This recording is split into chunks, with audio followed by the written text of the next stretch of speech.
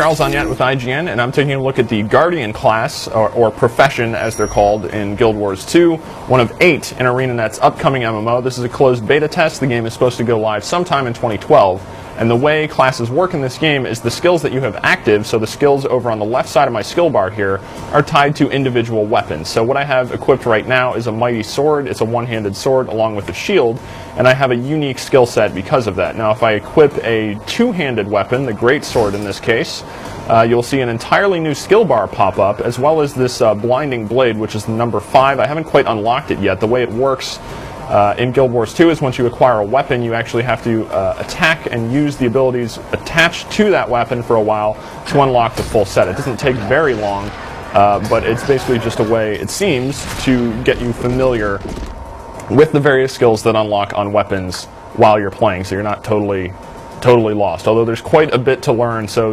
expect, if you're not a veteran MMO player, expect to be kind of lost when you start this game anyway. It is a very complex system. I'm getting attacked by a giant earth elemental. Anyway, I have an auto attack with my greatsword here, and the Guardian is all about giving buffs to others and doing kind of area of effect bonuses and debuffs on enemies, which you'll see in the symbol of Wrath, if I can place that on the ground when I get near one of these elementals. It basically slams a symbol into the ground like that. That I should have up basically as frequently as I can, because its bonuses include damage, and it also reflects damage back at enemies, so that is useful to have going, in addition to the auto attack and this whirling blade attack that spins and does damage while spinning, although that wasn't very successful. And I also have a jump attack associated with the greatsword, so this lets the Guardian act a little more offensively.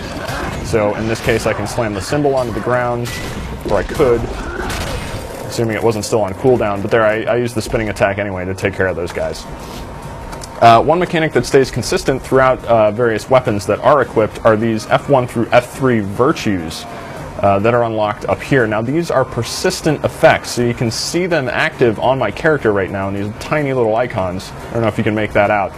But, so those give me passive bonuses, like Virtue of Justice gives every 5th attack a burning effect, Virtue of Resolve lets me regenerate health, and Virtue of Courage basically lets me block an attack on a regular basis. Now I can also activate these abilities, so I can activate Virtue of Justice, which basically spreads the effect out between allies and myself so that the next attack has a burning effect.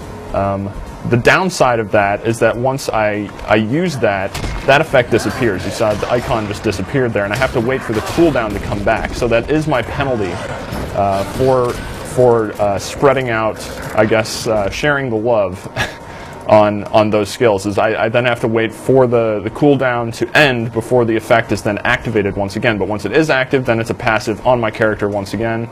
And I have sort of these persistent bonuses that I can choose to share at any time, which is kind of cool. So as soon as I kill this guy, I'll swap out weapon sets to do something else. There you can see me planting the symbol on the ground. Can do a lot of damage in this mode. But if I switch over to, say, a one-handed sword... Oh, I'm still in combat. I'm going to roll out of combat. Every character can roll, by the way. There we go. It consumes endurance over here. You can roll inside, you can roll backwards, you can roll forwards.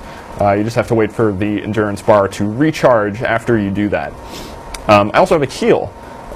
So I can heal 3 different ways. I don't have all of the heals unlocked on this character, but I can spend skill points to unlock the stuff. And skill points are spent to unlock all of the stuff on the right-hand side. You can see some of these slots are locked.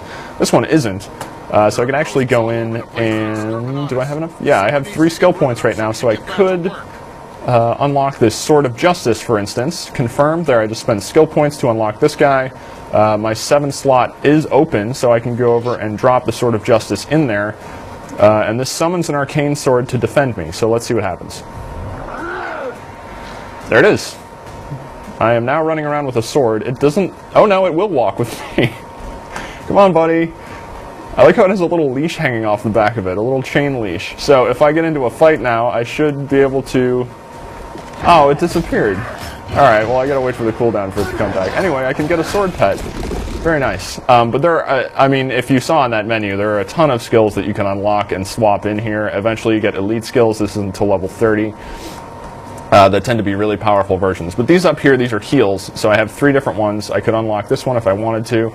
But I'm going to stick with the base heal that gives me health back. And the idea of that, and because every profession in the game has a heal, it's so you don't necessarily have to have a dedicated healer class. So if you're heading into a dungeon or something like that, you don't have to sit around and message people and be like, oh, we need a healer before we can even have a chance of doing this.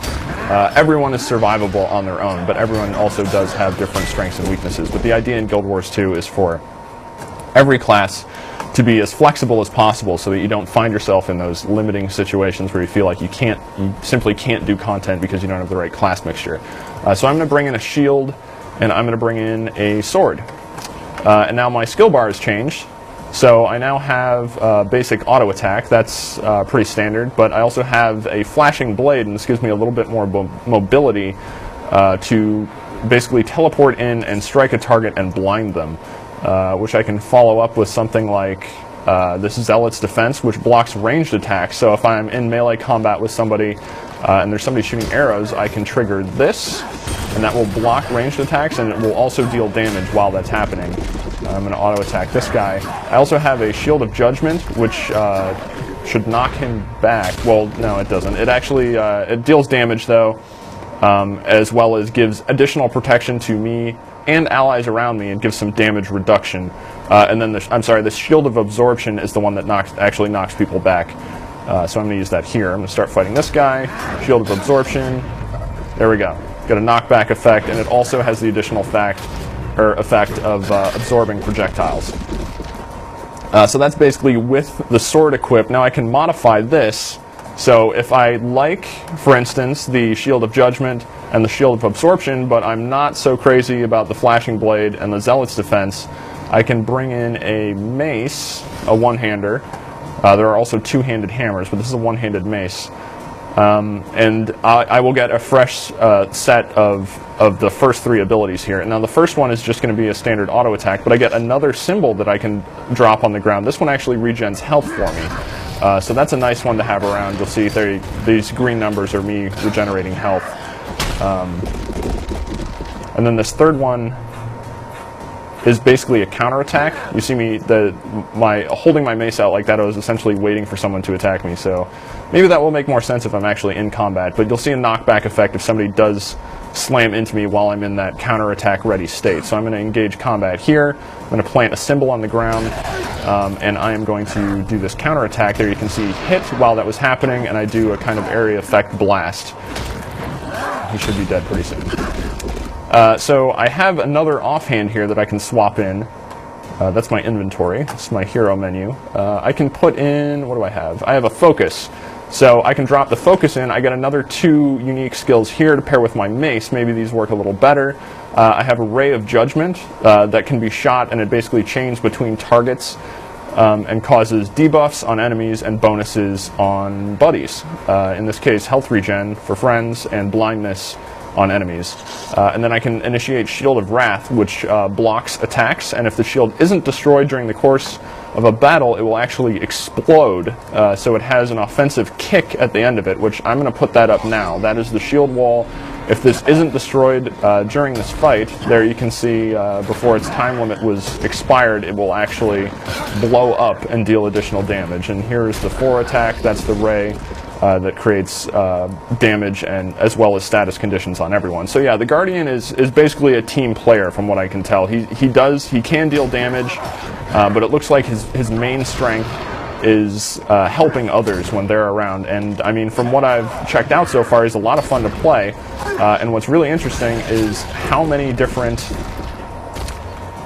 Here we go, buddy. And you're dead? Yeah, there we go. Okay, so is how many different weapons he can use. He can use a huge range of weaponry, and like the warrior, who can also use a lot of weaponry, the warrior seems more about damage dealing and mobility, whereas the Guardian is more about magical abilities. He can use a sword, a hammer, a greatsword, a mace, and then he can use the scepter and staff, which you would traditionally associate maybe with caster classes, whereas the warrior can use guns and bows and arrows. So obviously I haven't unlocked all of this, but you can actually go take a preview of your level 80 character. 80 is the cap. If you head into the PvP lobby, which is just right through this button, you hit this right here, you go into the PvP lobby and you have kind of a level 80 skill set to play around with, so you can test out a fully unlocked skill set, which is good in case you're not really sure which direction to go. But experimentation is part of the fun. And hopefully that gives you an overview of how the Guardian plays. This is obviously pretty low level, so it's going to change quite a bit from here until late game. But that is the Guardian for now in Guild Wars 2, and for a look at more classes in the game, or professions I should say, as well as the PvP system and more, you can check out IGN.com or IGN's YouTube page.